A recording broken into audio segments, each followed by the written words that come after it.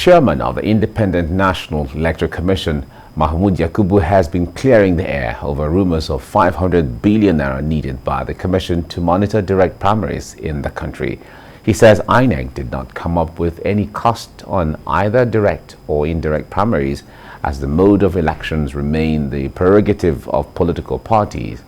The INEC chairman spoke after meeting with the House Committee on Appropriation on a day the lawmakers denied receipt of the purportedly rejected Electoral Act Amendment Bill from President Muhammadu Buhari.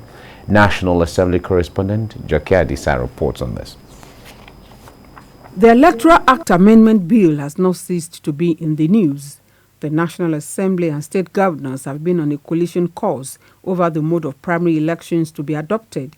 While the Parliament favoured direct primaries, the governors insist on indirect mode of candidate selection. Those against the direct primaries quoted INEC as having demanded over 500 billion naira to monitor.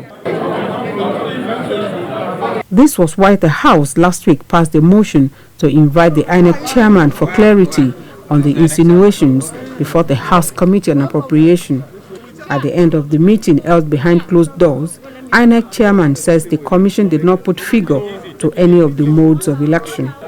He says the mode of elections remains the prerogative of political parties.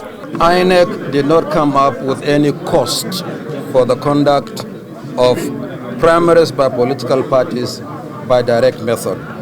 We have had very good discussions with the Committee on Appropriations of the National Assembly pursuant to the resolution of the House.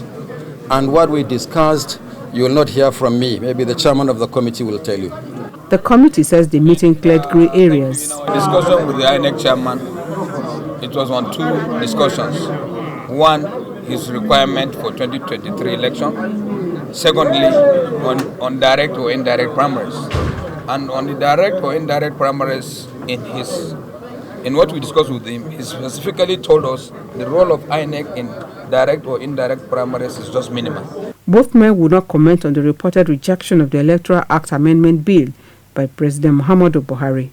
Reacting to reports that President Muhammadu Buhari has rejected the latest amendment to the 2010 Electoral Act, the House says such insinuations remains the figment of the imagination of those behind it. The Electoral Act, time is of the essence on it, based on the fact that the calendar is out for the election of 2023, and based on that, the earlier we get the Electoral Act out of the way, the better.